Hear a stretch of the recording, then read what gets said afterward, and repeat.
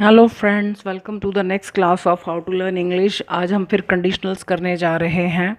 आपको इनमें से एरर्स फाइंड आउट करनी है। But for the police law and order could not have restored. But for the police means अगर police नहीं होती, ये पास्ट की बात कर रहा है। मैंने स्टार्ट कर दिया, आप स्क्रीनशॉट लेकर उसके बाद एरर्स खुद ढूंढकर फिर आप आंसर चेक कर लीजिएगा।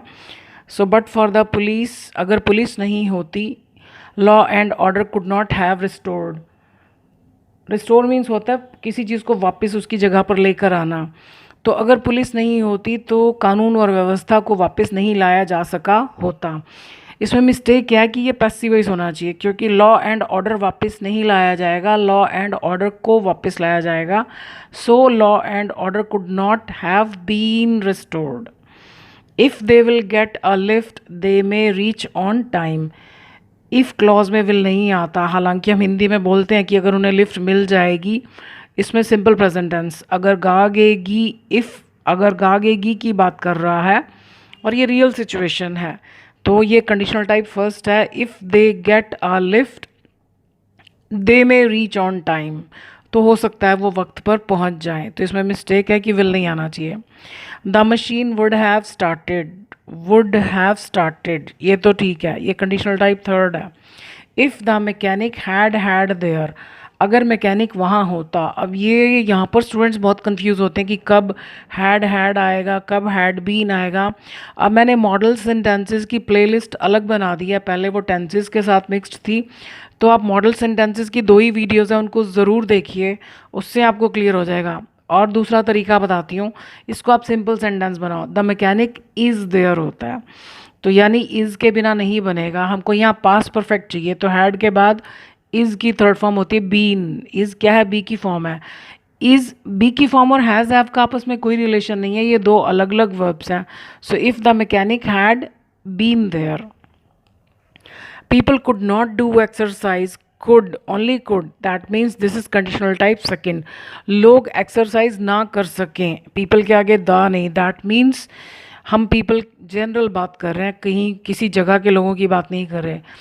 People could not do exercise and walk if there is no park, क्योंकि ये कंडीशनल टाइप सेकेंड है, तो यहाँ पर सेकेंड फॉर्म होनी चाहिए।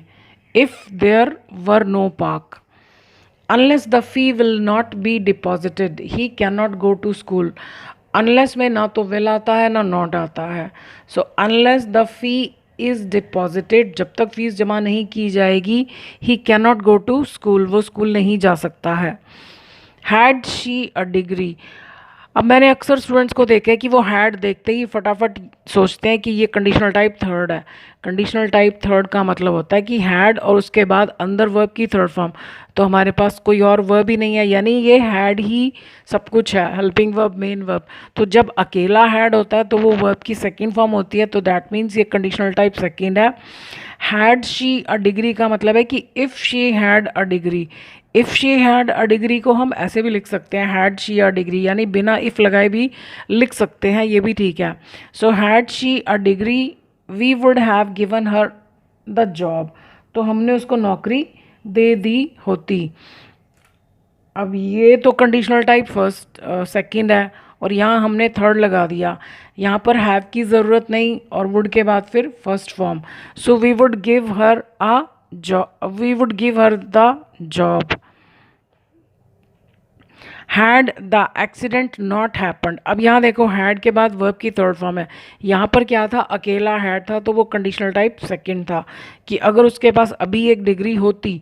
अब किसी के पास डिग्री नहीं है, यानी वो इतना पढ़ा लिखा नहीं है, तो हमारे सोचने से तुरंत डिग्री कैसे आ जाएगी?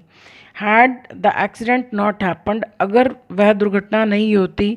यहाँ पर भी हमने इफ़ की जगह बाहर हैड लिख दिया। Conditional type second and third में हम ऐसा कर सकते हैं कि इफ़ को हम ना लिखें, और ऐसे भी लिखा जा सकता है, had the accident not happened means if the accident not had not happened nobody would not have received any injury, किसी को कोई चोट नहीं लगी होती। जब हमने स्टार्टिंग में नोबडी लगा दिया तो यहाँ पर नॉट की ज़रूरत नहीं है, nobody would have received any injury.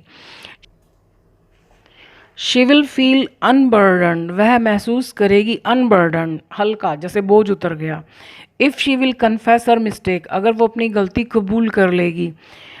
हम बहुत बार सीख चुके कि एक सेंटेंस में दो जगह फ्यूचर की बात हो रही हो तब भी हमको दोनों तरफ विल शैल नहीं लगाना, और कंडीशनल्स में तो हम सीख चुके हैं कि इफ़ क्लॉज में हमको विल शैल नहीं लगाना। We use simple present tense if it is conditional type first. So she will feel unburdened if she confesses, E S आएगा यहाँ पर, if she confesses her mistake. All the leaders would be honest, only would is there, that means this is conditional type second। सारे नेता ईमानदार हों, which is not possible. If the laws were stern, अगर जो कानून है वो strict हो, कठोर हो, यानी जो बेईमानी करे उसको अगर सख्त सज़ा मिले तो बाकी लोगों की हिम्मत नहीं होगी बेईमानी करने की। So if the laws were stern, there is no mistake in this sentence, conditional type second है। आई होप अब कंडीशनल्स आपको लगभग समझ आ चुके होंगे। हम एक टेस्ट प्रैक्टिस और करेंगे, उसके बाद अभी इसको स्टॉप कर देंगे। अगर आप चाहते हैं कंडीशनल्स की और प्रैक्टिस करना तो आप मुझे कमेंट सेक्शन में कमेंट करके बता सकते हैं। Thank you for watching this video.